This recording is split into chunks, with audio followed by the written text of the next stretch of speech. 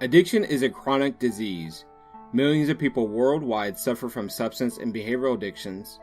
An addict's life is often unmanageable, leaving the addict and his or her family and friends feeling completely powerless over the disease. Without treatment, addiction can result in disability or premature death. You are listening to Making an Addict. My name is DJ Burr, and I'm an addict in long-term recovery. I'm a licensed psychotherapist, behavioral addiction specialist, and best-selling author of I Just Wanted Love, Recovery of a Codependent Sex and Love Addict, now available on Amazon, Audible, and iTunes. I intend to bring you different perspectives about addiction from various sources including other addicts in recovery, clinicians who treat recovering addicts, and families and friends of addicts to discover what makes an addict. Discretion is advised. To learn more about this podcast, check us out at makinganaddict.com or follow me on social media at DJBurr1022 on Facebook or The DJ Burr on Instagram. It is the finale, folks. Thank you so much for joining me for the last 20 episodes. This is episode 21, and I'm really excited to share this story with you. I sat down with my colleague, Kris Cook, and she and I were able to just go really deep into talking about addiction and recovery. So sit back and relax and listen to the finale of Making an Addict. We'll be back in 2018.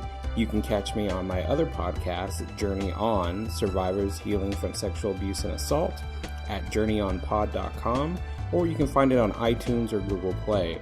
That new season will start on October the 1st. Thank you for being here. Well, hello, and thank you for joining us for Making an Addict. This is DJ Burr, and I am here today with my colleague, Kris Cook, and she is going to be talking to us about addiction. Yay, welcome. Thank you. Christina, tell our audience about yourself. What would you like to know about me? Well, where are you, and where do you practice, and what do you practice?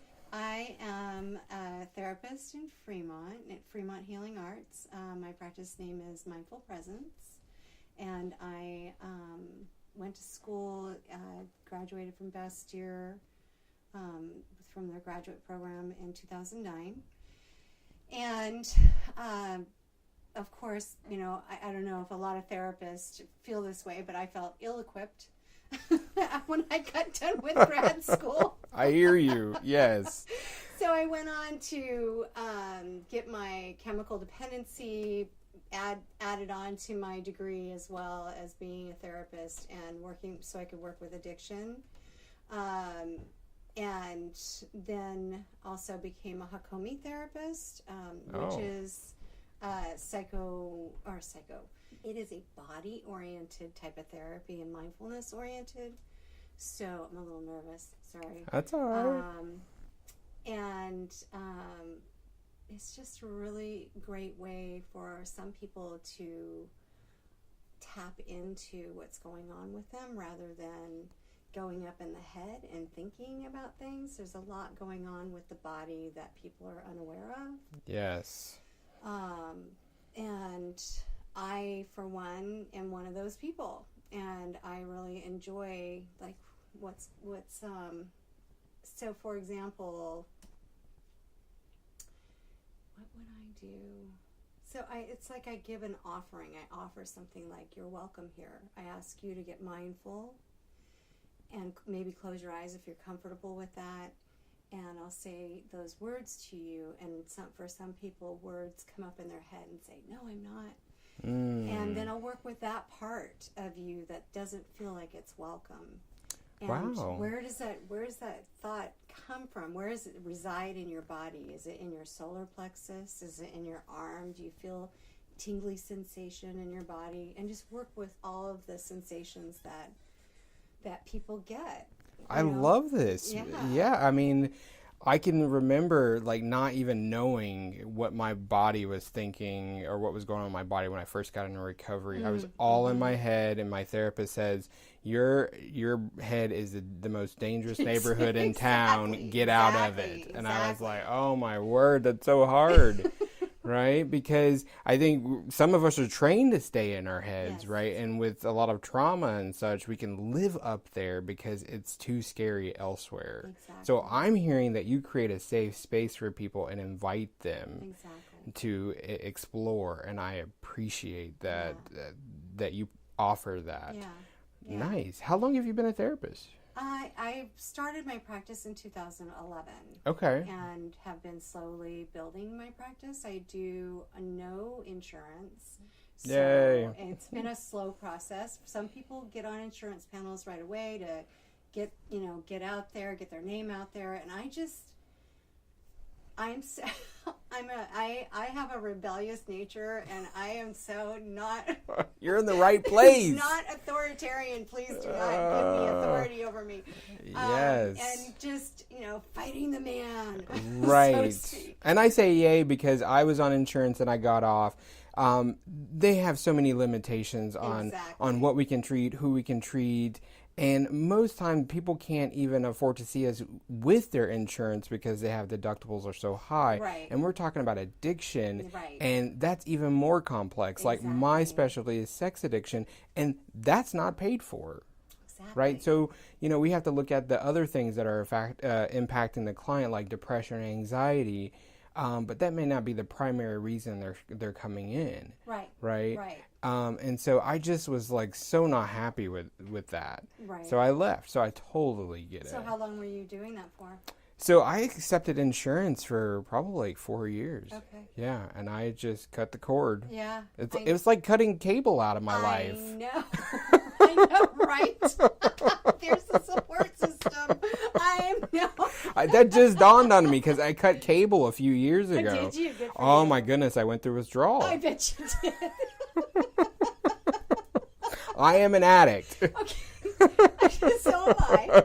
And here's a story for you. I just bought the Amazon Fire Stick. Oh yeah, I have that. Yeah, and I just bought it, and I haven't plugged it in because I'm so addicted to some of my shit. And I've had it probably for a couple weeks. I mean, it's just like, Yes. I can't do it. Oh, I know. And I totally get it. I'm sure, with all the computer and TV stuff, am I going to get some of the things that I still need to get, and is it going to save me money or not? Right. Anyway. So let me tell you, when I cut the cord from cable, I made a list of every show I had in my recording so I could go find out where I could find them online. Okay. Oh my goodness. Well, and I'm very concerned about next summer, Game of Thrones. I mean, I've never seen it. Oh my gosh. I've never seen it. I don't need another show to get attached to. I just don't need it. I read the book, so I'm very easily addicted to these shows. But, addiction, we talk about addiction. I mean, we can become addicted to anything. Yes. Right? Yep. People, places, things, what have you. Mm-hmm. So who are the people who are showing up in your office? Is it mostly chemical addiction? Do you do behavioral addiction? Is it a mix? It's a mix. As I said earlier, that I am a Hakomi therapist, so I also work a lot with mindfulness-based, working that way with clients. And some people who are still drinking or, still coming in, I mean, they don't come in drunk. Right. But I've had some clients who are struggling, and I just have them sit in the gray area. And what's it like to be, let's try and experiment. Let's see if you can go 3 days without picking anything up. Right. What's that like for you? How do you feel about it? What do you notice? What do you notice what's going on in your life when you want to pick up? Good question. I have a client that I work with for a period of time, and this person's been coming in for a while and just happened to run into somebody by chance, and that other person is sober, and they had struck up a conversation, and she went to a meeting. I love when that happens. And it was like, and I said, I go, there aren't any coincidences. Absolutely. Nothing happens by accident. Yes. When you're ready, the teacher will appear. Yes. I've had people say that to me in terms of them reading my book, my memoir, I Just Wanted Love. I've had people reach out to me and say, when I read your book, I made a decision to go to a meeting. And I mean, I couldn't ask for anything more Right. than that, right? Right. I mean, I'd take that over New York Times bestseller any Yeah. day, Yeah. right? Yeah. Because here's a person making a decision to take care of themselves, Exactly. and that's why I wrote the thing, Right. right? Right. To tell people my story, Mm-hmm. and so me sharing about who I am and my process has also influenced the work that I do in my practice, Of course. right? So I'm Of wondering, course. like, what is influencing your practice from your life? Everything. Yeah. I mean, so I got sober when I was 23 years old, and that certainly influenced me to become a therapist. It took me a while to get there. I had our son, my husband's and our son, who is now 17. Okay. But when he was born, I had postpartum depression, so there was that. Mm-hmm. That's when I got put on an antidepressant, which I was very resistant to, because the old school Alcoholics Anonymous 12-step programs are no, don't take anything. Right. You know. Anything mood And altering. I literally was like, I was taking St. John's wort instead, and I was doing some weird behaviors, and I knew it. I mean, I was conscious of it, but I still was. There was a part of me that was kind of enjoying the power of it in a sense, and I kept talking. But fortunately for me, I'm a talker. And my naturopath, who had just recently gotten licensed, she said to me, if you don't do something about this, I'm going to have to call CPS. Oh. Right. And I was like, okay, so this is really serious. And then I got put on Zoloft at that time. And literally within 3 days, it was like the curtain went up. Wow. For me. And it doesn't happen that way for a lot of people, but I knew there was definitely, and always had chronic low-grade depression. And so that was a good thing, because prior to that experience of taking an antidepressant, I had been in and out of school, struggling. Every time I hit the hard place, which is usually about midterms. Yeah, for most people. Right. I would bail. I would say, time to go. Oh, man. And give up. So that would impact my self-esteem. For sure. And so after that happened, within about 6 months after starting the antidepressant, I decided to go back to school. I remember holding our son and crying with him in my arms outside, standing in the driveway, and telling my husband, I know I'm more than this. And I don't mean anything about that moms aren't enough, because we do a lot as mothers. Yeah. But that I know that there's a purpose in my life, and I need to partake of that purpose. Right. And that is to help other people and be of service in what way I can. And because I have a ton, I'm going to say can I say? Yeah, absolutely. I have a shitload of experience. Okay, you know? yes. I mean, I really do. And, I come from a family that's very dysfunctional.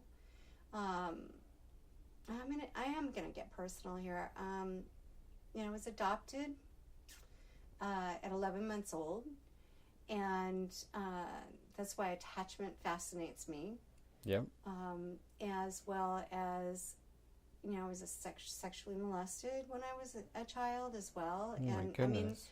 We survive a lot. We do. We do as addicts. And it's like, how do we come out of these things whole, Right. Whole. Mm-hmm. And not fragmented and, personality disorders or, psychotic. I mean, there are things that happen to people when it's like their brain just can't hold it all. And that's not their fault. No, it's not. Not at all. So that's my life experience. That's what drew me into becoming a therapist. it took me soon after that I took the Zoloft, I started going back to school, one class at a time. They'd also just opened up, I live north end of Lake Washington. They had just opened up Cascadia Community College, thank God. Because, driving to Edmonds or Shoreline was such a struggle, you know. And every day it was like a half an hour both ways for me, and having an infant was difficult. I happened to meet a young woman in one of my math classes who was 18 at the time, and she started babysitting our son. And, we worked our schedules around each other so that we could, work it out that she could make money and I could continue school. And, it was just one class at a time. And then, UW Bothell campus was there, and I just moved into that. And by the time I got done with that, I was like, okay, I'm gonna go to LEOS, which is Leadership Institute of Seattle, and it was under the umbrella of Bastyr. Okay. And that's where I got my degree from, and and I was just happened to be on the UW Bothell campus today, and my son was with me, and it was just like, this is where I went to school. Yeah, it's come a long way. Yes. And is he thinking of going to the same school? Actually, he said, "Oh, I don't think I could go to school here, Mom." It's like, well, we'll see. He wants to go to Cascadia for the first year or two, and then go to wherever he wants to go. Sure. I don't care. I'm just glad to hear that he wants to go. Right. So I'm hearing so much progress in your life when you made a decision to take care of yourself. Exactly. Right. And that's what I try to tell my clients. It's like you coming in to ask for help is a big decision, right? Pat yourself on the back, right? Because a lot of things are going to come up during this process of therapy is what I tell people. Mm-hmm. And so I'm here to support you and guide you. And I encourage you to get more support, right? Out into the community. Right. Yeah. So our circle of therapists, right? We come from all different backgrounds. Some of us are really, in my opinion, rigid in the work that we do. Some of us are more flexible. Me, for instance, I do a lot of different things in my practice, from CBT, I'm person-centered. A lot of my folks in my audience doesn't know that, but what they do know is recovery, right? So I bring that into the room. Right. I'm curious if that's an element that you bring into your space. Absolutely. Okay. I absolutely I let my clients know that I've been in recovery for almost 30 years. Wonderful. And I got sober when I was 23, and I think that gives them a sense of comfort. Yes. That I've been there, done that, and I do not in any way, shape, or form push any 12-step program on anybody, because I really feel like that is like this example I gave earlier. It took her 9 months. To get to this place. Yeah. And she came in the office and said, I met this person, blah, blah, blah, I'm going. Yeah.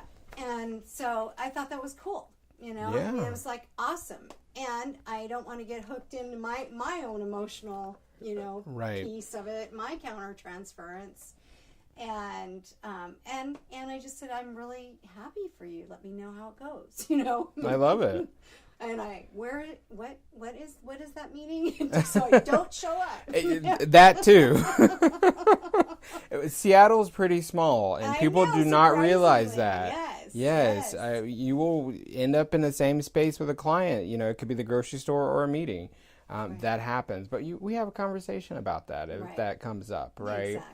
I like that you can support people in their recovery journey wherever they are, right? And sharing your story, for sure, I think is helpful, right? I don't go into specifics about my story for sure. I don't think that's absolutely necessary. Sometimes people ask, and I said, well, I'll share if this is helpful to you. Right. But I don't necessarily want to go into a bunch of details about Kris. Which, you know, I mean, you know, if you ask me questions, I'll tell you. I mean, I'm pretty open, so I don't want to, you know, go into the whole spiel of it. Because it's not about us. Right. Right. But, you know, for me, a lot of clients come in knowing my story because they picked up my book. Right. Right. Or they've heard me talk, you know, whether that was at a meeting or wherever, and people find me. They search for me. Yeah, and so that's a different experience to have. And so that a little bit of that goes outside of focused on the cognitive behavioral therapy, and it's really centered on that recovery piece. Exactly. And I check in with their recovery. Well, how's that sponsorship working out for you, right? How's the meetings for you? Is that a good fit for you? And I think they really appreciate that they know I know what they're talking about. Right. You're right, DJ, and I appreciate that, as well as one of the things that I tend to do with people, for example, you know, when a new client comes in the door, I always say, hey, come at least 6 times, you know, to check me out. Okay. Right? If it doesn't feel right off the bat, then we'll both probably need to, you know, have a conversation about that. But that's, you know, this is something I learned in AA, is just go to the same meeting 6 times. Don't judge it. You know, don't judge a book by its cover. Yes. Because you might find that there's something in there that you appreciate, or some person will show up that, you know, wasn't going to be there that week because they were on vacation or something. Right. That might be your sponsor. You know, you just don't know. That's true. I like that. Yeah. So that's what I offer to them. And then I say after that, then we'll, you know, if you want to, we'll go to every 2 weeks or whatever your schedule allows for coming into therapy. But I say that's how you're going to get to know each other and build that trust and that rapport. And, you know, and that's not necessarily people that are coming in for addiction issues. It's just a matter of check me out. Yeah, because you don't always know that they're coming in to address addiction, because people have a lot of shame and anxiety around talking about their struggles, and they may not indicate that on an intake form. Exactly. Right? That might be something you find out 3 weeks later. So I like that you invite them to check you out for 6 sessions and see how that feels for them. Exactly. Right? No pressure. Exactly. I don't want to, that's the last thing I want to do, is put pressure on people and make them feel uncomfortable. I mean, the minute you do that, they're out the door, you know? Right. And, I mean, pressure scares people. Yeah, it does. I wish more people in our community of therapists talked about their own addiction history and recovery. I think, you know, we are people in positions of power, I think, when we're sitting across from someone else. We're there to help them. And I think we don't have to do it in session, but we could do things like blogging, podcasting, writing books to share our own experiences. And a lot of people do, but I know some people are just really hesitant. I wonder how, you know, what your thoughts are about that. That's interesting. I've actually thought about writing a book before, and then of course in my, you know, the thinking starts happening. Right? Am I good enough? Is my story interesting enough? Is what I have to say of value? You know, I may do it someday. I appreciate how much you do, but you know, there may be a child coming on board that might change. Yes. You know. When we become parents, that will probably change. Shift a little. Yes, the conversation's happening around that. Yes. Yeah, absolutely. Yeah, like, how much am I going to have time for? Right. Yeah. And that's just the truth. You know, can I still podcast? Can I, you know, baby might be crying, you know, and baby comes first. Exactly. Exactly. Always comes first. Absolutely. So, yeah, I mean, you know, there are many things that I've thought about, and also, how do you get through the tough places in sobriety and stay sober? You know, I mean, our son, when he was 3, had to have open heart surgery. Oh, wow. And this was something that we did not, you know that we didn't know he had a heart defect, and the the bedside manner of the doctor who told us was horrible. And he just, was very matter of fact, and it was, and my husband and I were just like in shock. And I can remember walking through Children's Hospital holding our little boy's hand, and all I could think of, was my baby's going to be cut and he's going to have this scar. And, it was just, that was horrible. But it was also, they're going to fix him. He's going to be okay. But and then, of course, what if he dies? It was horrible. It was just a horrible, horrible time. I just can't imagine. But we got through it. And I remember calling my aunt who lives in Ballard. And, we were talking before we started this conversation of not our families being far away and creating our family. Yes. And my aunt and uncle, who have been a big part of my life, my whole life, but really stepped forward into our lives more when our son was born. And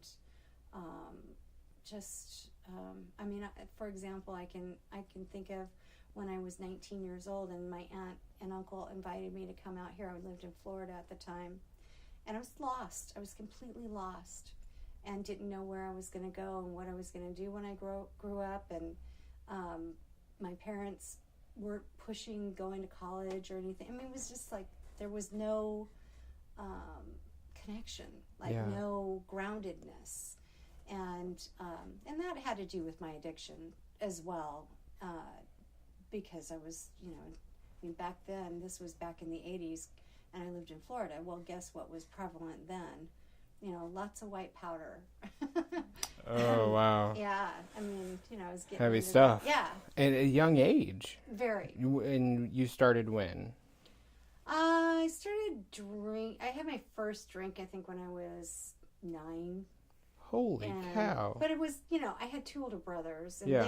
it was my dad's, I can remember specifically, it was my dad's 40th birthday, and there was sangria.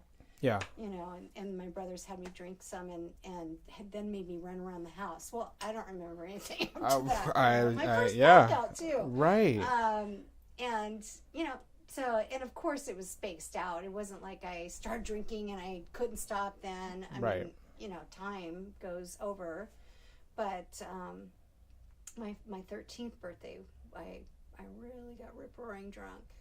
And, rip-roaring drunk, where my brothers were trying to shove me through the window, and some guy was trying to have sex with me, and my brother pulled him off of me, and, I know, it's like... It's a lot going on. I know, so, anyway, so just that time period. So let me get back to my point of my aunt and uncle, and being 19 years old, and I came out here then, and immediately I was going to Shoreline Community College. I guess this was 1984, because I graduated in 84 or 85. And I went out, I started working at a restaurant down on Shilshole, and of course, drinking is pretty prevalent in restaurant workers. Yep. And partying, and I started partying, and then I started skipping school and sleeping in my car at Golden Gardens. Sleeping in my car, and then pretending like I was going to school, and I wasn't. And so it's just, you start, the ball starts rolling with addiction. It's like you start partying, doing the thing, then the lies start, and then it just gets bigger and bigger and bigger. And I can remember my aunt, who stayed up one night waiting for me, 5 o'clock in the morning, and I came in, and she was sitting there at the kitchen table, and she just looked at me, and we sat down and we talked, and she said, you can't be a party girl all your life, Kris. And I remember those words of like, oh my gosh, somebody is seeing what's happening in my life. Ooh.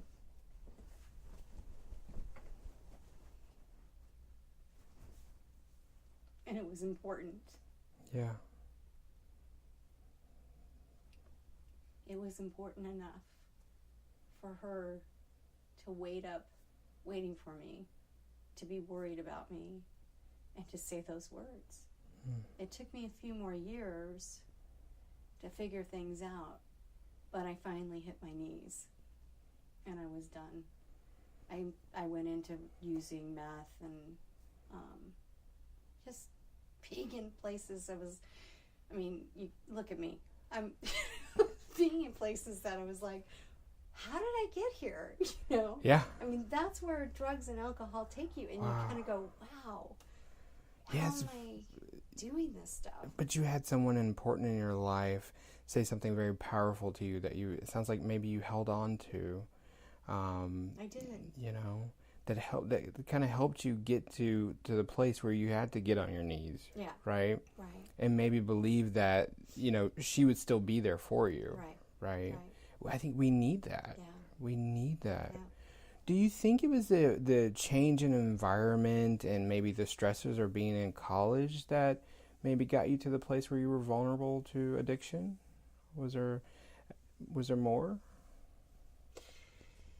No, I think it was just a habit more than anything else. It was just the habitual, like, this is what I do to run away from myself and to run away from the pain that I had grown up with, and that I grew up in a family where, I had been sexually molested several times, and just stuff just kept happening, and that I, as I said earlier, I was adopted at 11 months old, so who knows what happened in that time frame. There was no attachment figure whatsoever for me, and so, it's difficult for me to attach these days, and keep that connection and stay anchored, so to speak. Yeah. We have to continuously look at that, the attachment piece. And I know lots more research comes out about attachment in relation to addiction. Right. It is very powerful, right? If we don't have that primary attachment, we're liable to attach to just about anything. Exactly. Right? Exactly. To cope. Right. I read, I'm probably going to say his name wrong. Gabor Mate. Yes. Gabor, I think is how you say his first name. Okay. But I like Gabor better. Yeah. He's Hungarian. Okay. I know that. All right. And I read his book, and this was just a few years ago, and it changed me as far as how I looked at addiction and what was really going on for people that have addiction, whether it's sexual addiction or alcohol and drugs or video gaming or whatever, that it is about attachment. Yes. For reals. Yes. I mean, for reals. Yes. And I was just like, oh my God, this makes so much sense. And having been adopted, I could see that piece that was missing for me. And even though when I was 29, after I was 6 years sober, I did get to meet my birth mother. Wow. I sought her out. I found her. And, I don't think that people that go into seeking out a biological family member, I don't think that they're completely aware of what their expectations are. Yep. And after the fact, I was like, oh, I still have contact with her, but it was not noted or understood for me that I had these expectations that she was going to fulfill something inside of me that I needed to fulfill myself.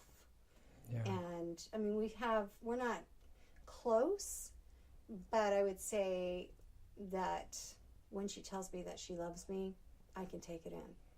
Okay.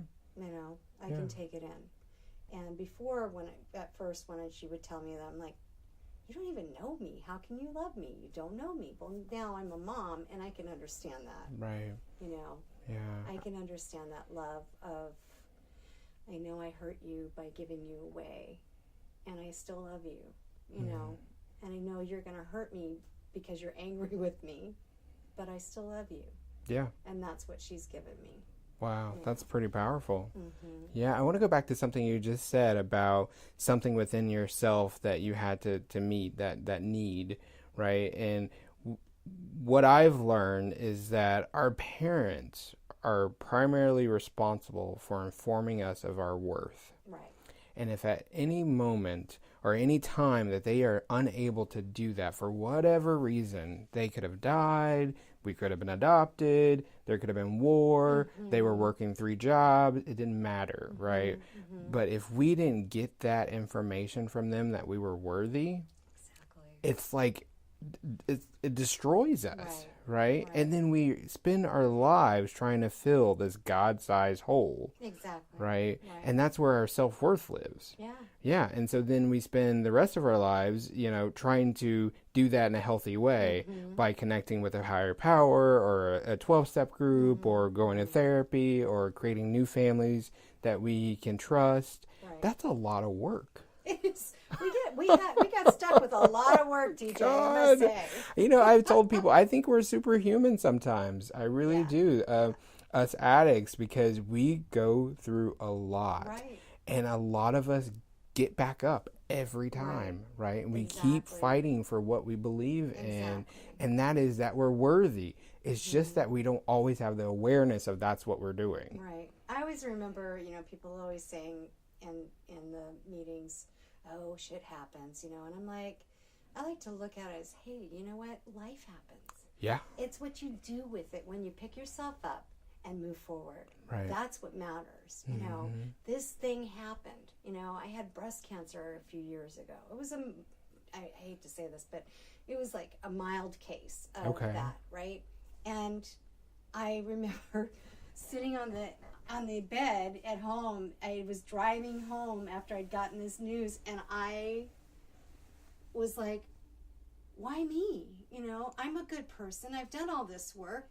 I really have struggled to maintain and get a life and build a practice and, really like stay sober. Yes. And I started crying. I went to the grocery store and I'm crying on the way home and I can't stop crying. And I go in the bedroom and my husband comes and sits next to me and I'm like, and he just put his arm around me and I just was like, I don't know why God would do this, but I got through it. I lived through it. And that's what matters, is that I'm okay and I can share that with other women or men, because men get it too. Yes. And survive. Right. So you had another gift to give. Yeah, I did think of it as a gift at the time. No, we don't think of it as a gift at the time, but it really is. I can see that as, I've had a myriad of experiences in my life that are just pretty intense, but powerful. Yeah. So maybe I do have a book in there somewhere. I think you have a book. Yes, I think you have a book, right? Yeah. Because I think it is important for us to look at our addiction and our recovery as gifts. Mm-hmm. Because that's why I do the things that I do. People comment about, DJ, you got this, and this. And I'm like, yeah, I do all that so I can help other people. Right. But, there is a selfish piece in there too, because it does help me. Exactly. Right? It helps me stay sober. It does. Right? It's just like what they say in the 12 steps. We want to give it back, so we become sponsors and, and we pass it on, right? Mm-hmm. But I also get to do that as a therapist. I get to do that as a podcast host. I get to do that as an author. Exactly. Right? As a speaker. I could keep creating how I want to give that back if I want. Right. And I can also pull it in too and say, I'm going to take a break and do some self-care. Mm-hmm. Right. And I make sure that that's a priority, because when it's not, I'm crazy. Right. Right. Crazy making is a thing. Right. Oh, yeah. So I think we have a lot of gifts to keep giving people. Mm-hmm. Right. Mm-hmm. We interact with so many people in our profession. And we have to continue to do our work so we can help them, right? Exactly. Exactly. I don't know anyone who won't benefit from some therapy, right? We all could benefit from therapy, whether it's one session or you're going weekly for a year. It doesn't matter. Right. Oh, I think therapist that's worth their salt needs therapy. So they can hold the container for the other people that are coming into their office. I believe that. You know, I've had instances where my own stuff is spilling out into the room. Mm-hmm. Not necessarily verbally, but I can feel it or whatever happening.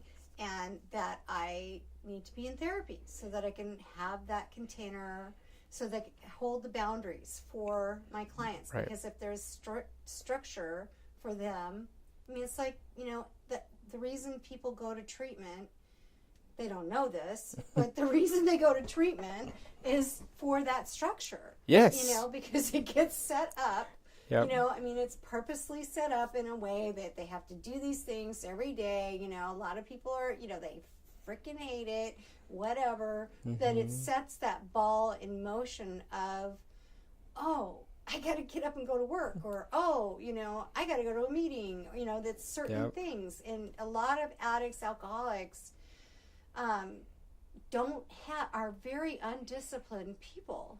That is true. You know, the big book talks about us being undisciplined and that we need to, you know, be accountable, you know, to the group, to a sponsor, to helping other people. I mean, that's what this deal is about. And anyway, so, yeah. That is true. I mean, before I got into recovery, I had no accountability because I didn't think anyone cared, right? So if you didn't care about me, I didn't need to be accountable. Right. So that was at work, that was at home, that was wherever. Right. But now it's like I live by my schedule. Right. If it's not in my calendar. I know it ain't happening. No, we were supposed to go to an event last week, and I see on Facebook that one of my friends and colleagues is at the event, and I'm like, oh shit.